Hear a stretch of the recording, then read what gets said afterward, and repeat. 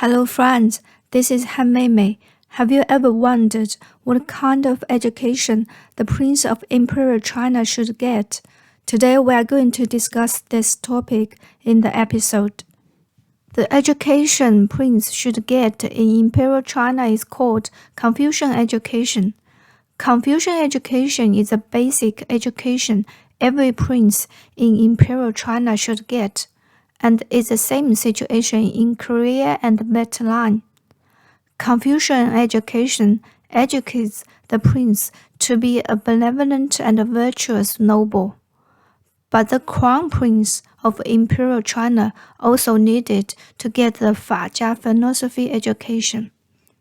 Fajia philosophy education is the privilege of the crown prince. It is the art of ruling. In Imperial China, the princes, other than the crown prince, could by no means get the education of Fajia philosophy. If the crown prince gets Confucian education while the other princes get Fajia philosophy education, then the empire would get into big trouble. Here is an example. In Ming Dynasty, the first emperor Zhu Yuanzhang was a cruel ruler. He blamed his cruelty for not having education when he was young. Zhu Yuanzhang hoped his successor could get the best education and become a good emperor. So he led the best Confucianism scholars to be the teachers and tutors of the crown prince. Zhu Yuanzhang was born with gift of domination. However, the crown prince Zhu Yunwen didn't. He became a benevolent ruler, as the Confucianism scholars hoped.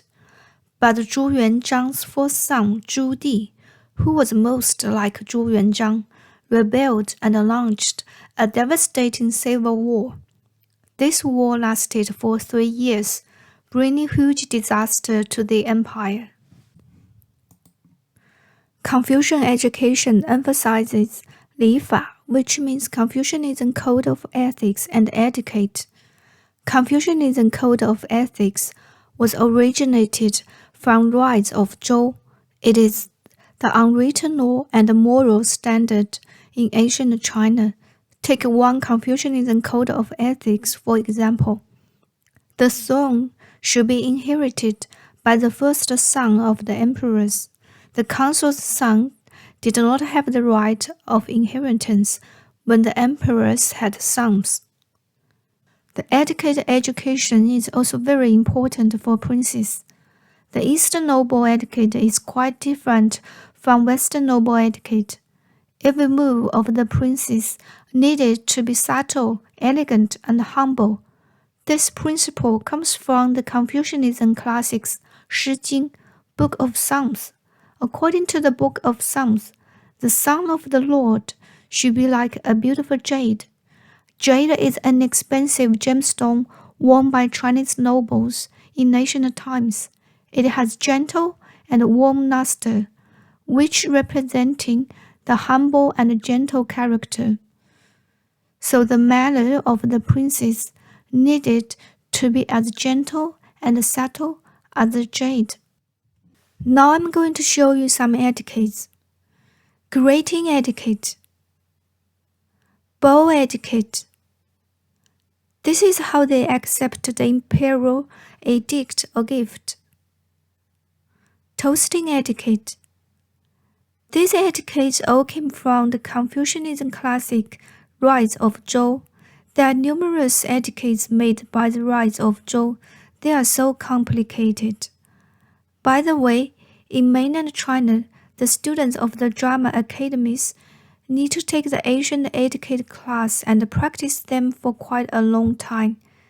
And the drama academies would employ the history professors to teach the actors how to behave like a real prince in the sea dramas. So when you watch the Chinese history drama, please don't forget the efforts the actors and actresses had made. Compared with dynasties founded by Han ethnics, the barbarian-founded dynasties emphasized the military education. In history, China is always conquered by the northern barbarians.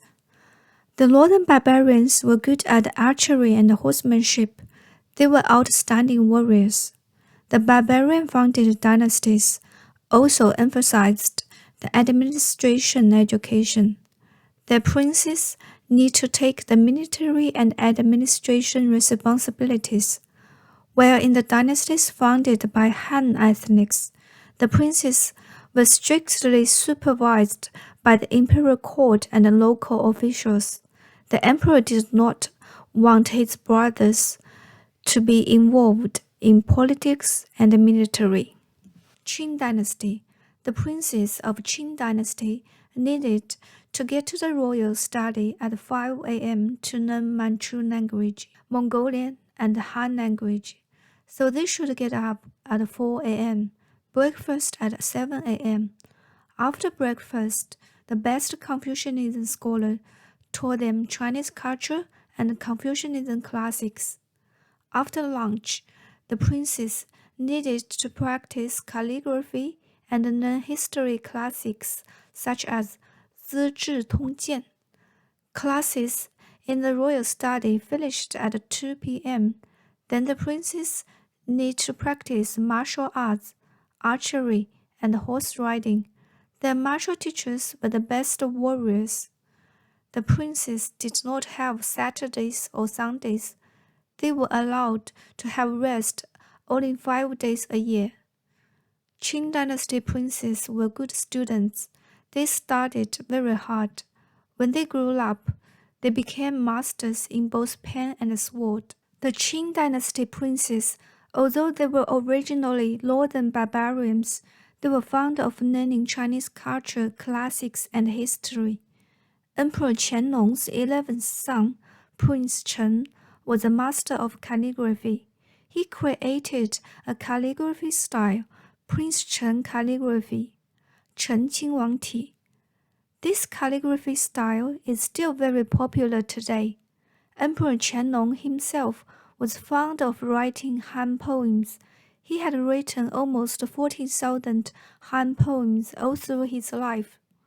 Compared with them, Ming Dynasty princes, who were Han ethnics, liked traveling around, being carpenter, making knife in Excel, and playing animals.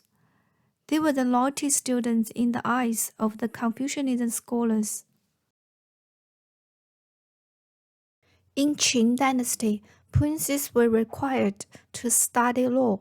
Qin Shi Huang employed lots of law experts to teach his sons. Qin Shi Huang did not like Confucianism. He ruled Qing Empire with harsh laws. After Qin Shi Huang died, his son, second emperor, killed all his brothers and all his sisters. The second emperor ruled the empire with harsh law as well. Qing is a short dynasty. It only lasted 14 years. In Han Dynasty, princes could choose to learn the subjects they were interested in. The Han emperors witnessed Qing Dynasty was overthrown because of harsh laws, and the Zhou Dynasty was replaced by Qing. So they just let the princes to study whatever they were interested in. Some princes became chemists and alchemists. Some princes became good swordsmen. This talent may come from their ancestor Liu Bang. Liu Bang was a wandering swordsman when he was young. In northern and southern dynasties, northern dynasty princes were northern barbarian ethnics. They need to learn practical subjects such as administration, tax, law, and military, and they were good at horsemanship and archery, while southern dynasty princes learned literature, philosophy, and art. In the end, northern dynasty united China. In Tang Dynasty, Xianbei ethnic princes need to be good at horsemanship and archery like a typical Xianbei warrior.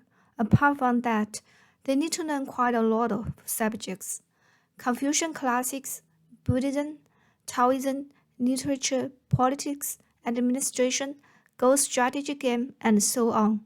Tang Dynasty princes were members of Guanlong military nobles. They were brave, proud, and resolute. In Song Dynasty, in addition to learning Confucian classics, Princes need to learn some art. And the princes were good at writing song lyrics as any other Song Dynasty scholars. Song Dynasty princes were polished, cultured, and elegant. In Ming Dynasty, princes were allowed to learn music, Taoism, and art. Honestly, they were encouraged to play and have fun so that they could not rebel. They were not allowed to practice archery, horsemanship, swordsmanship, and martial arts.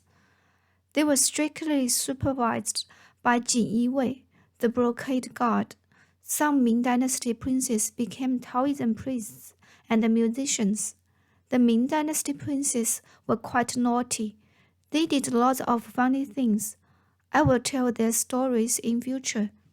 In Qing Dynasty, as mentioned before, princes were educated to be excellent warrior, administrator, and politician. The Qing Dynasty princes are gallant, dignified, and noble. Alright, friends, if you have any supplement about this topic, you are welcome to leave your comment. I found lots of my audience have a good knowledge of Chinese history. I like reading your comments, especially the comments about your own view. If you like this episode and want me to tell the stories of some legendary princes, please subscribe my channel. Thank you for watching.